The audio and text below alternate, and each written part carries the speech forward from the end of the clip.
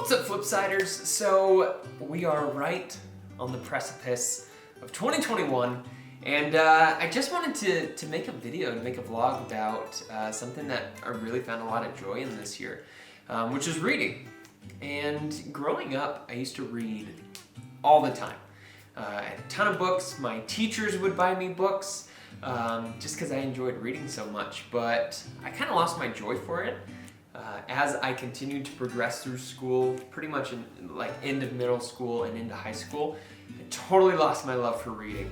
I think a lot of it had to do with just all the required reading we had to do for school, and it lost its luster. And then I was more interested in video games and girls and football and that stuff, and reading just took too much time. It was hard for me to focus on it anymore. But yeah, this year I really, for some reason, had this urge to get back into reading. As I'm getting older and older, I have more and more responsibilities. As a husband, as a boss, as an employee, starting my own business, with YouTube really taking off. There's just a lot going on right now, and I really have kind of felt like I'm not growing as fast as I would like to in order to keep up with all these responsibilities. And so I decided to get back into reading and to really try to better myself in all these areas, to be a better husband, a better Christian, a better employee, boss, and all this stuff. So anyway, with all that being said, I read a couple books this year, and I figured I would share them. I wanted to make a video about this, just mostly for myself, so that I can look back on this and see what I read in different years and what I got out of certain books and whatnot. So anyway, most of these books I actually didn't sit down and read. I listened to a lot of them as audiobooks when I was working out or commuting. But thankfully, over years and years of practice, I've gotten really good at multitasking and being able to focus on what I'm listening to in the midst of doing other things.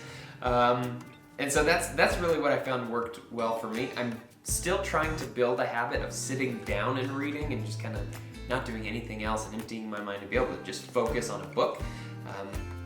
We're still working on that part. But anyway, so the books kind of break down into like three main categories. There's books about faith, so spiritual books, books about finance, and books about leadership. Those are basically the three kinds of books I read this year. So yeah, we'll just start with, these are in no order of when I read them or anything like that throughout the year. So we'll just rattle through them. So this first one here is a Tim Keller book. It's called The Reason for God. This was good. This is one of those books that I feel like I'm going to have to read again. Just because there's a lot of, basically what he does is he takes more of a logical, I guess you would say it, way of arguing and looking at Christianity, like arguing for Christianity. So the whole idea is trying to explain Christianity to somebody who's a skeptic or somebody who's not yet a believer or anything. And it was good. It was good. But again, this is the one book of all the books that I read this year that I'm like, I'm going to have to go through this actually sitting down and reading it again, because if you zone out for even like 1 second, you're gonna miss a lot in this one. But it's good. It was good. I enjoyed this book, and it's one that I'm definitely going to go back to in 2021 to read again, just to kind of solidify a lot of those ideas in my head, so that I can pull on them in the future if I have a conversation with somebody who's asking questions about Christianity. It's just the way he laid it out was a really good explanation for it, so I really enjoyed this one. Second one here is a book called Point Man, and this is all about, well, my dad actually gave me this book. This is my own copy now, but he gave me his copy when I first got married, because this is all about how a man can lead his family from a spiritual perspective. And so basically how to fill that role that God has called me to fill as the leader of a family. And it has a lot to do with a father and how he, basically how he interacts with his kids and leads his kids. And that part's not super relevant to me at this moment, but at the same time, these are the kind of things that I would like to like to read and like to be knowledgeable about before I have kids, so that one day when I do have kids, I can be the father that God would call me to be. So anyway, since we're already on the spiritual book section right now, we'll just kind of sort through these and hit the rest of them. So I did read the Screwtape Letters this year, which I had never read before. Oh, hey, one of my books just came in the mail. That's cool. But I had never read this one before, and basically what it is kind of like a satire. The Screwtape is actually a character in the book. He's like this demon. He's a seasoned tempter, and he's writing a series of letters to his nephew about how to successfully like deceive and tempt humans. So it's not something that is, there's a couple of theological things in here that I don't agree with, but at the same time, it's a really interesting and unique perspective, and it kind of makes you think about things a little bit differently, just day-to-day stuff when you have these desires and urges and stuff. So even though it's not maybe 100% theologically correct, it was still a good read, and yeah, this one was a pretty brief, it's actually pretty short too, is what, 100 or 200 pages. But yeah, this one's pretty good. Sarah, did you finish Screwtape Letters? No. And Sarah didn't finish it, but she's reading it right now too. All right, and then I think, oh, I've got two more. So then another Tim Keller book, what is this one? The Meaning of Marriage. I almost said The Reason of Marriage. I get those titles mixed up between his two books. But this one is all about just the biblical perspective of marriage and what it means to be married. This one and Point Man were very similar in a lot of ways, just talking about being a husband and a father. This one's a little bit more specific to being a husband versus being a father like Point Man was. This one took me a little while to actually get into. About halfway through the book, it kind of opened up a little bit, but that first half was a little rough, just because this is the kind of stuff that I've been raised on since I was a little kid. When it comes to God's plan and purpose for marriage. So there was nothing really that new or groundbreaking or anything like that in the first half of the book. It was good, but it was just, there was nothing really new in there. But then when we got to the second half of the book, it kind of opened up a little bit, and I found it much more interesting. So I probably won't go back to this one again, but it was a good read. And it's a good book for single people too. If you're thinking about or desiring to be married, this is actually a pretty good read. So anyway, that was The Meaning of Marriage. And then the last spiritual book I read this year was Mere Christianity by C.S. Lewis. And yeah, again, this one's good. It's another book that talks a lot about, it's basically breaking down Christianity for somebody who's not a believer. And it's good. I mean, there's really not much more to say about this one, but it's written in, each chapter is like a letter, and this was, I think this came out in like World War II, maybe briefly after that. I think it was during World War II. And C.S. Lewis basically wrote these letters, and they were broadcast on the radio, and he was explaining Christianity to people who had never heard about it or misunderstood a lot of it. So it kind of boils Christianity down to its roots. And explains it. So anyway, that was a good read as well.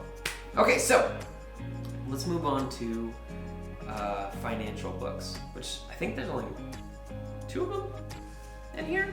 Yeah, there's 2 of them. So we'll just go over them real quick. There's nothing really like crazy or a lot of notes for me to talk about with these, but they're both Dave Ramsey personalities. So we have the Chris Hogan Everyday Millionaires and Dave Ramsey's Total Money Makeover.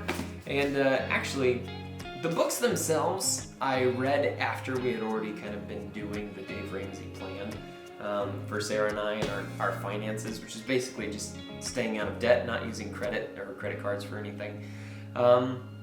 So we had already been following through with all this before I read the books. But they were good. I mean, I recommend anybody who's just now starting to manage their own money, I would definitely recommend either one of those books. The Total Money Makeover is probably a better basics for how to actually manage your money, and Everyday Millionaires is more of a, here's what you can get to down the line once you've gotten your money habits in order, so to speak.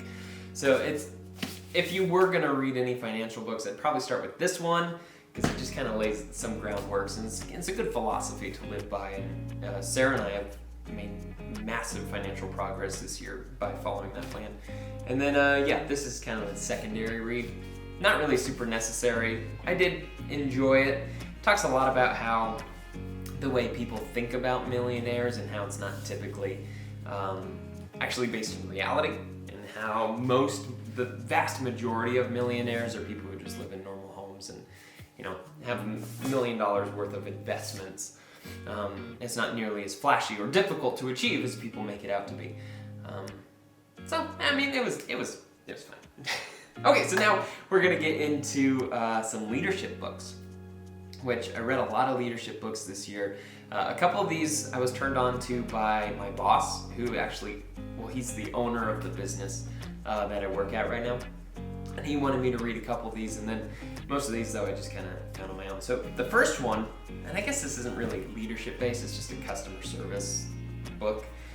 It's really, really short. It's called The $6,000 Egg. We actually have all of our employees read this book because it's a really good, it just gives a lot of short stories about excellent customer service. So this is really kind of like a business philosophy book. But it's called The $6,000 Egg because this man and his wife are constantly going to this restaurant, and they spend about $6,000 a year eating at this restaurant.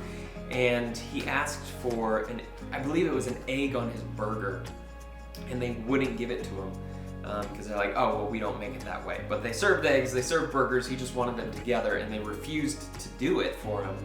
And so he basically, after arguing with them for a while, he said he's never coming back. And so the idea of the $6,000 egg is because of one egg that they refused to put on a burger, it cost them $6,000 a year because they weren't going to go back to that restaurant anymore. So just talking about how as a business you want to go above and beyond for the customer, never really tell the customer no if you absolutely don't have to. So we have all of our employees read that at Defy, so that they are on board with the same customer service philosophy that the management group and the ownership group have as well. So yeah, that was a very, very short. That one's like a 35-minute read, but important for any businesses that deal with the public. All right, so another book that I had to read for work was called Start With Why, and this is. So I had an interesting relationship with this book because the philosophy and the ideas in this book are really, really good. So it talks all about when you're trying to sell something, essentially, that you're not trying to sell what it is that you do, but you sell why it is that you do it, because that's how people buy. They're less interested in what you do, and they're more interested in able to get behind and support why you're doing something. And so it just talks a lot about, before you start on any kind of endeavor, to understand why it is that you are actually doing it. Not only will that help you follow through with it because you have a clearer vision of why it is that you're doing whatever you're doing, but then you can articulate that to other people. So instead of just trying to sell t-shirts or something like that, you actually have a motivating reason behind it. Maybe you're making t-shirts that support some kind of cause that you're really, really invested in, and you communicate that to your customers. So instead of just a t-shirt, they're actually supporting this bigger idea, which would cause people to be able to support your brand a little bit more. So anyway, it was a good book, but most of the important information in this book is within the first couple chapters, and then it's very, very repetitive, just giving example after example after example. And at some point you're like, I get it. I can appreciate all the examples that he does put in this book, but again, I kind of started to zone out about halfway or 3/4 through the book, just because it was very repetitive. But the concepts in here are really, really good, and I've used these concepts a lot in building up Defy and even our YouTube channel. So that is pretty cool. And it talks one cool thing about understanding your why also is it helps you filter decisions, and it talks a lot about that in this book, as you won't make decisions that are totally contrary to your brand if you understand why it is that you're operating in the first place. And so it just eliminates some of that brand confusion. And a company that's known for one thing doing something super off the wall and weird, and you're like, what the heck? Just kind of eliminates that kind of stuff. So, pretty good book. Another one this is the last one here actually that I had to read for work, but it's called Leadership and Self-Deception. So this was pretty good too. Basically a management and a leadership book about how a lot of the times you are unaware of the way you come off to other people. And so essentially it's just a lesson in being able to step away and try to kind of step outside of yourself and look at the way that you come off to others, the way you perceive others, and essentially saying, if you're shifting blame to anybody else, you're off base. Like, it always starts and ends with you. And how a lot of people who are in leadership and higher up positions, when things go wrong, they typically tend to place the blame on other people. Or if somebody's difficult to work with, they always say, well, that person's difficult to work with, instead of maybe taking a step back and realizing, okay, well, I may be the difficult one to work with, or it may have been my fault that this venture failed, and things like that. So it was a good book. What's interesting about this book, though, is unlike a lot of these other leadership books, it's not just a straightforward kind of like instructions or information. It's actually laid out in a story format.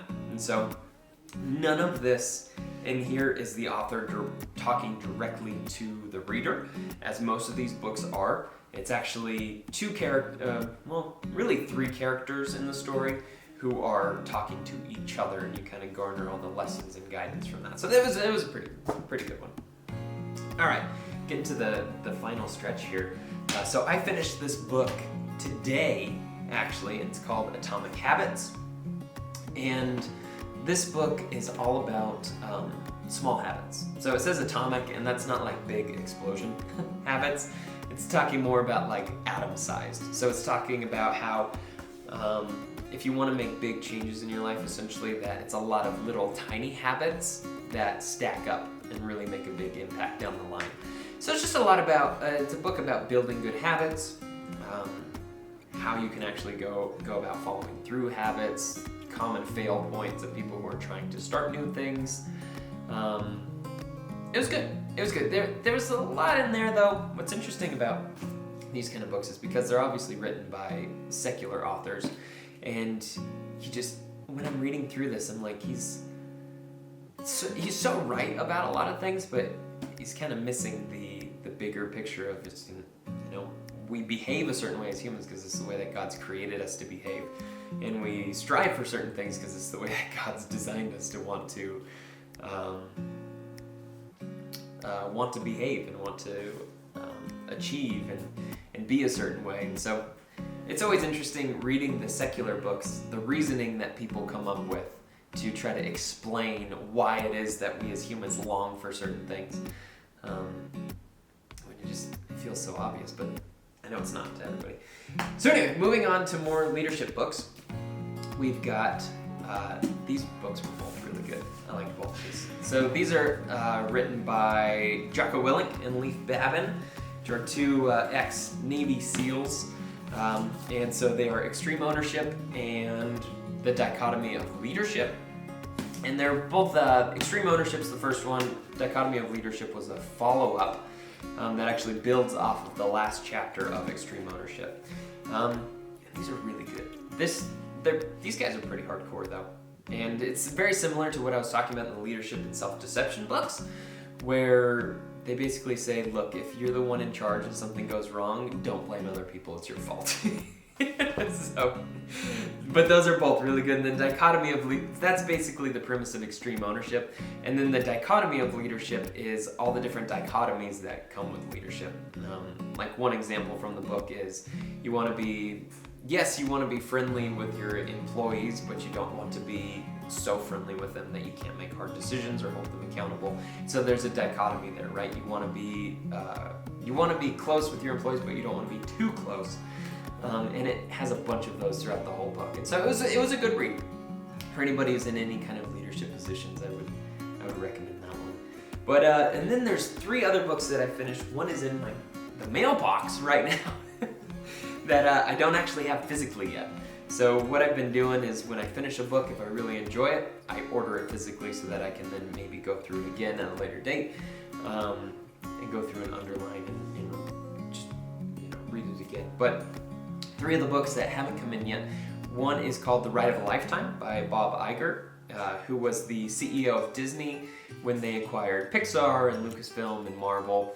And it's basically his story of from his very, very first job all the way to becoming CEO of the Walt Disney Company, and talking about all the leadership lessons that he's learned along the way. So it's kind of a memoir without really being a memoir, because it's more rooted in, it's more of like a leadership training book. But it's good, and Sarah and I love Disney, and we love that stuff. I don't agree with Bob Iger on his political stances or anything like that, but gosh, that dude's got a good mind for business and leadership, and yeah, it was a good book. I actually read that one twice because I really, really enjoyed it. So that was a good one. One of the other books that's coming in is called Digital Minimalism, which is a lot about that one. Actually, I had read recently and actually incorporated some of the ideas from that book into my own life. But it's just talking about how detrimental excessive technology use essentially could be to our day-to-day lives, and how we've kind of lost those moments of solitude, of just silence and quiet in our lives where we can really think and ponder and reflect and pray. I think he says meditate instead of pray because it's a secular book again, but it makes some really, really valid points and talks just a lot about how to shift from being so reliant on technology to only using technology for what you really need it for, so that you can kind of clear your plate and your mind of all the clutter and nonsense that comes with social media and just the tics that we have with checking our phone every 30 seconds, which I definitely do that all the time. And I'd like not to, but yes, I know it'd be more productive, so I've started to incorporate some of the things from that book into my life, and yeah, actually, I really enjoyed that one. That's one of those other ones that I might go back to again on a regular basis, just to kind of reinforce some of those habits that I'm trying to build to keep myself away from wasting a ton of time on social media or YouTube or playing games on my phone or something like that.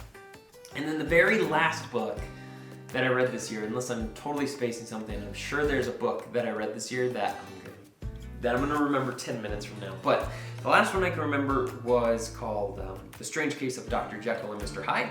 So an older book, literary book, and the only fiction book that I read all year. Well, I guess Leadership and Self-Deception is kind of a fiction book. But yeah, I wanted to read this book specifically because it was mentioned in one of my other books, The Reason for God by Tim Keller. And that's kind of what I've been doing with my books, is when one book references another book, I'll go and read that one, just kind of down the line.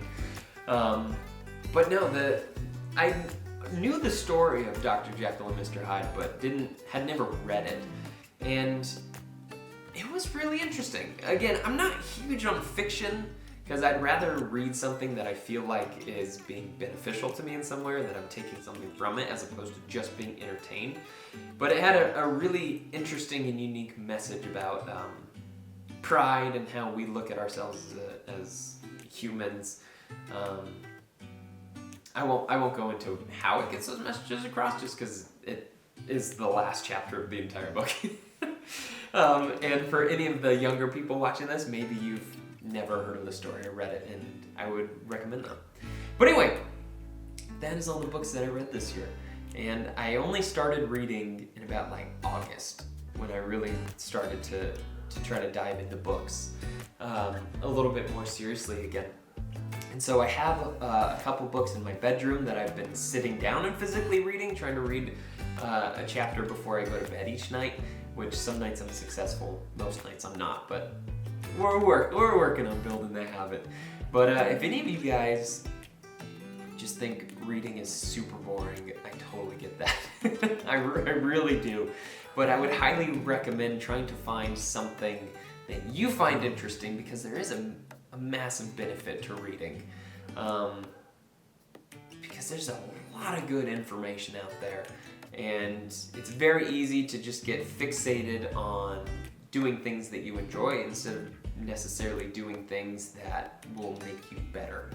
and expand your mind and your perspective. And yeah, never stop learning. It's something that I'm trying to be better about, and I've seen massive benefits in my own personal life and my organization, my management, and my relationship with my wife. Like all this stuff, just reading, it keeps things in the forefront of your mind in a way that, you know, just playing video games doesn't. As much as I do love doing that. And then also the Bible, right? I read that pretty much every day. At least I try to read it every day. Again, some days I am not successful in doing that, but that is a consistent book. I didn't feel the need to put that in my stack of books though, because that's just an everyday thing. But anyway, if you guys read any books this year, put them in the comments. I'd be curious to see what you guys have read, or if anybody reads at all. If you want to try any of these books, I would highly recommend any of them. And if you want to know more, just scrub back and listen to my comments on what I had to say. But anyway, yeah, just wanted to make this video. I know it has nothing to do with dinosaurs or video games or anything else that we normally do, and it's probably super boring for somebody who's not interested in adult books. But I wanted to keep a record of this, and I'll do another one next year to kind of go over what I read in this upcoming year of 2021. But anyway, that is going to do it for me today. It's actually my anniversary today, so Sarah and I are going to go get ready to go to dinner. But wanted to film this video first. This has been something that I've been really happy about this year. One of the new habits that I've formed in 2020 that I'm very excited to continue on to the next year. But with that being said, thank you guys so much for watching. Hope you're all having a fantastic day, and we will see all of you on the flip side.